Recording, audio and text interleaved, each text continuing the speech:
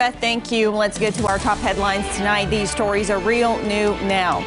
As concerns continue to grow surrounding COVID-19, we take a look at the prices of face masks and one Springfield resident who is selling them. And as we start to see weather reminiscent of spring, local leaders in Branson are taking note of how citizens would like to see Table Rock Lake managed. Plus, Missouri's presidential preference primary is just days away. We'll tell you what election officials are doing to make sure you can vote without any issues.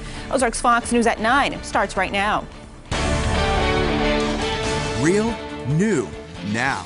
This is Ozarks Fox News at 9. Good evening. Thanks for joining us tonight. I'm Jennifer Abreu. John has the night off. Getting right to our top story tonight. Sick, wear a mask or socially isolate yourself. Masks do not prevent you from getting the disease, so if you think wearing a mask is going to help you not get sick, it doesn't. Well, despite that advice from Missouri's Health Department Director Randall Williams, it hasn't stopped people from clearing the shelves of these face masks at stores across Springfield. But our Jesse Inman reports tonight one man in Springfield purchased thousands of them in the last several weeks and has them for sale. Jesse, what did you find out about this, and how did you find out about it in the first place? Yeah, so we saw this sign a few days ago that says N95 masks delivered 24/7. And so, we called this number and wanted to get some more information. So we did that, and we found out that the person selling these masks is a Springfield resident who wants to remain anonymous. He says that he runs a business here locally that requires them to order parts from overseas, specifically in China. Now, a couple of months ago, they were wondering why some of their parts were delayed, and the reason that they were told was due to quarantines and slowdowns due to the coronavirus. Now, these pictures you're seeing here are ones they've provided for us of their inventory. He says they began bulk ordering masks shortly after that, and he says that it started as a way for them to stay prepared, but then they began selling them. Now, to date, he says they've invested $23,000 on the masks, and he says they've sold masks to 553 customers, some ordering several, some just a few, and those are mostly by local delivery and a few by mail. Now, their prices, he says, they vary. They range from $6 to $12 per mask, depending on the style that you purchase. And when I asked what his response is to anyone who think that they might be taking advantage of a health crisis, this was his response. We are not selling these masks to make a profit. We are selling them as close to our initial cost as possible without losing money and paying for our expenses with shipping from each distributor and the time spent sourcing the masks, as well as our cost to deliver, package, and so on. Now, he told me that by the time they get their next shipment in here in the next few days, that they'll have between 700 and 800 masks just in their inventory, and that's not already including what they've sold to their 553 customers. Now, he says after all costs are accounted for, they expect to come in a little under $2,500 as far as profit goes over the span of a few months. Yeah, the profit, that has been something we have been considering when you were talking about during the story, and you said, okay, those masks run between $6 and $12 per mask. I know you have been doing some research too on that. How does that price compare to other stores, for example? Yeah, we looked at a few different places across Springfield. We went to Sutherland's Hardware and Supply. I saw $2.79 a mask. They go up to as much as $8 or $9. We also checked with Bach Medical Supply. Theirs even cheaper. They go from $1.97 up to $2.50 a mask, but those are only on display. Neither of those places, and none others that we have found, have any of them in stock right now.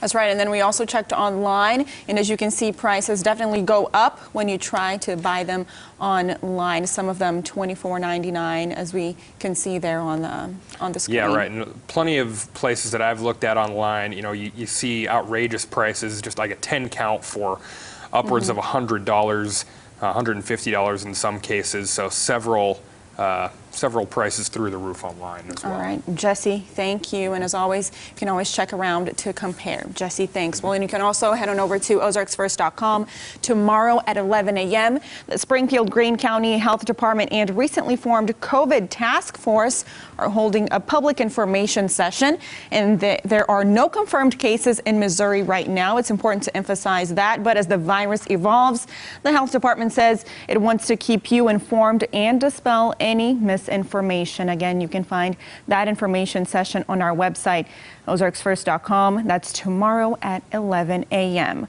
Well, meanwhile, health officials in Illinois announced that state's 5th case of coronavirus. The man had recently traveled to Italy and returned home through O'Hare Airport. Governor J.B. Pritzker says the man is in stable condition. The patient is an individual in his 20s who acquired the infection during recent travels to Italy. He is currently in isolation at Rush University Medical Center and is in stable condition. Officials say they are identifying anyone he was in contact with since arriving in the United States. With more cases being confirmed both here in the U.S. and around the world, governments are looking to step up containment efforts. This as lawmakers in Washington are asking tough questions of the Trump administration and its handling of the virus outbreak. Stick around. Coming up at 9:30, we'll have much more coverage on the virus and its effects in the U.S. and around the globe. Well, keeping crime in focus, a 20-year-old youth leader at a Baptist church in Marshfield is accused of sexual assault involving girls in his youth group. Benjamin Blake of Rogersville is free on a $20,000 bond right now. He was charged with 6 counts of sexual offenses this week, including rape, child molestation, and sexual misconduct involving a child under 15. The probable cause statement says Blake developed relationships with the girls and communicated with them online, flirting and sending photos of his genitals and asking them to respond with explicit photos of themselves. According to court documents, the girls told investigators Blake sexually assaulted them on numerous occasions. Blake is scheduled for a hearing in Webster County on March 10th. Looking around the Ozarks, today's weather may have you looking forward to summer lake days, which aren't far away. As our David Oliver reports, Table Rock Lake leaders are listening to your ideas, which will be used to manage the lake, they say, well beyond the upcoming summer season. I think the issues are always going to be around making sure that the lake is beautiful, that the lake is safe. Keith Paglish lives in Kansas City but has a home on Table Rock Lake. Like so many others, he came to the Dewey Short Visitor Center to share opinions on lake management with the Table Rock Lake Oversight Committee. It's a group that was formed in 2016 to review the most recent shoreline and master plan for the lake. We have to find a way to ensure there is a balance between private and public use and development all around the lake so that it doesn't get so crowded, and it's not like some of the other lakes in the area that have become very populated and so dangerous that you don't want to take your boat out on a holiday weekend. A series of meetings have been held to gather input and hear what landowners and lake lovers think. The committee is hearing various opinions on rules that affect life on the water. Decisions to improve solar power to boat docks around the lake, to improve marina buffer zones around the lake, and to do a real comprehensive look at the carry capacity for Table Rock Lake. How many boats can be on the water at one time, and is that safe and is it not? And when will we projectedly meet that carry capacity? People have good opinions, and the individuals ought to listen to those opinions and then make logical decisions about what makes sense. But that whatever restrictions or requirements get put in are logical and make sense, as opposed to just putting restrictions in for the sake of restrictions. It's ideas and input from meetings like this that could lead to changes that alter lake management plans that are already in place. So the Table Rock Lake Oversight Committee is going to take all the information they collect from these meetings to the Little Rock District Commander, and he's going to make a decision. Did we get the master plan right? Did we get the shoreline management plan right? Do we need to make adjustments to either one of those now while we're still kind of got the book open? That was our David Oliver reporting. Now, one more public input meeting is coming up for the Table Rock Lake Oversight Committee. That's Wednesday, May 6th, 8 a.m. to noon at the Dewey Short Visitor Center right off the dam at the lake. You can also submit comments online through a link we've posted in this story on ozarksfirst.com.